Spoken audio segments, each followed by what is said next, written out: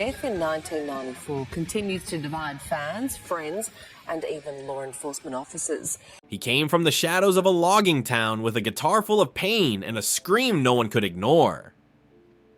Kurt Cobain wasn't trying to be famous, he was trying to survive. But in lighting his own soul on fire, the world came to warm its hands, until there was nothing left but ash. He sang like he was choking on truth, wrote like he was scraping his insides onto paper, and when the world crowned him the voice of a generation, he hated it. This is not just the story of Nirvana, this is the story of a fragile genius dragged into a spotlight he never asked for, and the silence he left behind.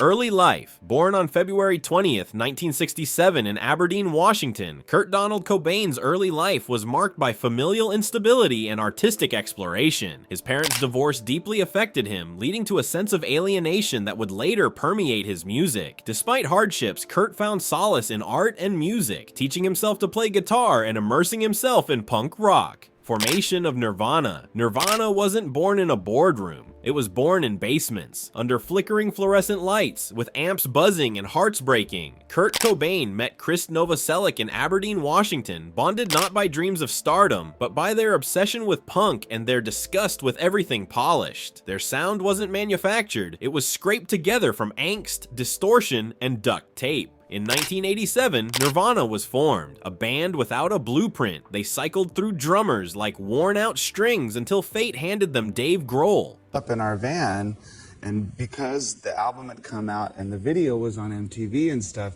we'd pull up and there'd be so many people trying to get into the show. A final piece of a broken, beautiful puzzle. They didn't want to be famous. They wanted to be loud. Their debut album, Bleach, was recorded for just over $600, and it sounded like it. Raw, jagged, and unapologetically real. They weren't chasing the mainstream, they were kicking it in the teeth, but something unexpected was coming. The underground was about to erupt, and Nirvana was the lit fuse. MTV unplugged Floral Secret. In November 1993, Nirvana recorded a hauntingly beautiful MTV Unplugged session. Kurt insisted on a stage adorned with stargazer lilies, black candles, and a crystal chandelier, creating a funeral-like ambiance. This choice foreshadowed the pain he carried and offered a glimpse into his inner turmoil. Pawn shop guitar to $6 million Sotheby's sale. Kurt's Martin D18E guitar, used during the MTV Unplugged performance, became a symbol of his legacy. Purchased from a pawn shop, this instrument was auctioned at Sotheby's in 2020 for a record-breaking $6 million, highlighting the enduring impact of his music and persona.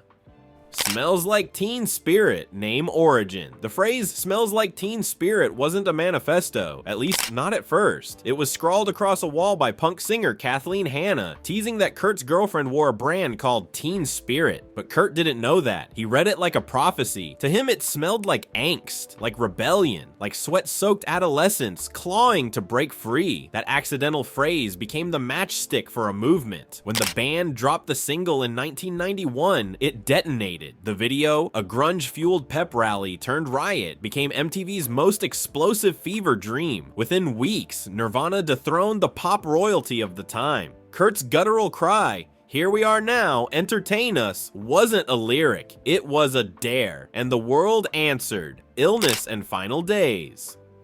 Fame didn't elevate Kurt, it exhausted him. Behind the eyeliner and guitar distortion was a man unraveling. Chronic stomach pain haunted him, heroin numbed him, and the spotlight only magnified his inner fractures. In March 1994, while in Rome, Kurt overdosed, a cry for help or an early goodbye. He survived, but the clock was ticking. Just weeks later, he escaped from rehab and returned to his Seattle home. On April 5th, in a greenhouse above his garage, Kurt Cobain took his own life with a shotgun, leaving behind a note that quoted Neil Young, "It's better to burn out than to fade away." He was found 3 days later. The world stood still. He was 27. The boy from Aberdeen, who made the world listen by screaming into his guitar, exited in silence. And that silence still echoes. Legacy Kurt Cobain didn't just leave behind music, he left a mirror, one that reflected a generation's disillusionment, rage, and aching need to feel seen. He didn't want to be a spokesman, he didn't want to be famous, but by ripping open his wounds on stage and in studio, he gave permission for the rest of us to admit we were bleeding too. He cracked the gloss of the 80s, he ended hair metal with a single chord, and he built a sound that wasn't polished. It was real. The growl of punk, the melody of heartbreak, the poetry of someone barely holding on.